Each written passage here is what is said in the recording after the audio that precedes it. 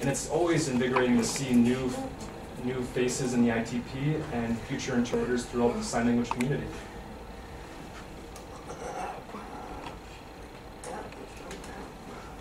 And today, what we're going to talk about is typically you can see what my work looks like. And my goal is to provide a real-world experience for you. And the PowerPoint that I'm presenting right now was first brought up last month. And it was first discussed in an empowerment symposium in Missouri. And I organized several different presentations on mental health throughout the deaf community. And I was the keynote speaker for that conference. And I decided to take what I spoke about there, or what I signed about there, for today. And what I want to talk about is what life looks like for me on a daily basis. And if I'm signing too fast, please let me know. So moving on, the PowerPoint we're going to talk about is my background. And all the different experiences that brought me here today and who I am about. I'd also like to talk about my professional training, my educational background. I'm also moving on, going to talk about deaf schools before I started working through West.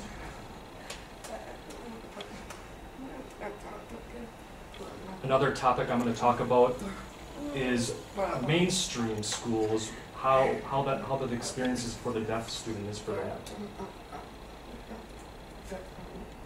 Also, I'd like to talk about mental health struggles and how we approach that in today's real world.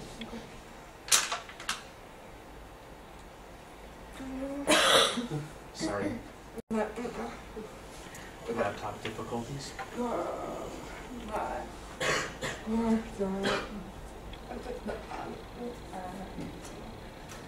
And so my job is I'm a psychologist.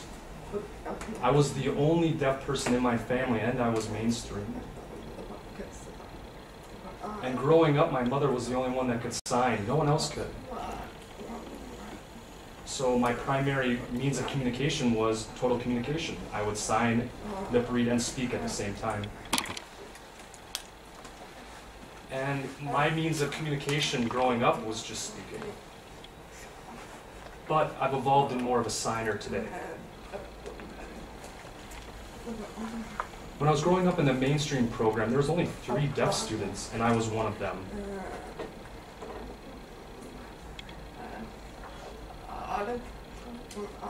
And the other 2 students had a lot of severe mental issues growing up, and they were struggling at home, struggling in school, and unfortunately one of the students committed suicide when I was a senior in high school. And that experience really impacted me, and I really wanted to make a change. I couldn't help my friend.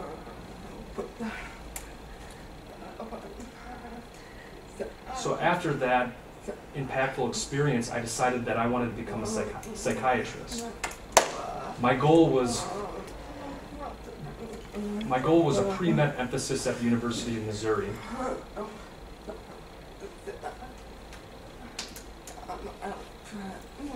And the second experience that really impacted my career choice was that my father was diagnosed with a brain tumor in 1998. And how it happened is one day he just wanted to get an eye exam, and the doctor had noticed something that wasn't right, something that was a little abnormal. So during the eye exam, later that day, he had an MRI and found out that he was diagnosed with a brain tumor. And the appalling thing was that the tumor was the size of a grapefruit.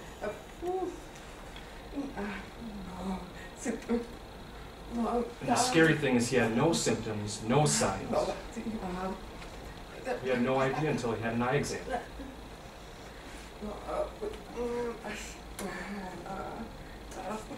So within a span of about a week, everything was normal, and then my father got diagnosed with a brain tumor and needed to be operated, and it was a really trying time for my family. So with the brain tumor, since it was so big in size, there was a lot of rehab afterwards.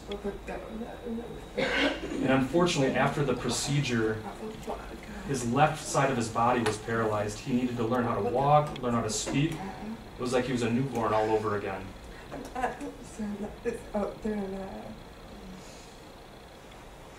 But I'm happy to say right now that he's still here today, and he is a proud grandfather.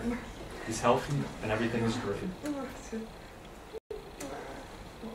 So the suicide of my friend and my dad being diagnosed with a brain tumor really impacted my career choice and how psychology really fascinated me. Is that my baby? Yeah, that's my baby.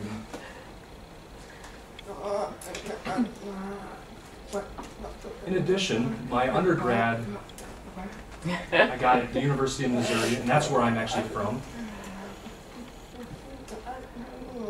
My major was, I was a pre-med with an emphasis in biology and neuroscience. And part of the major, I focused on doing neuroscience work in the lab, and I focused on sensory receptors.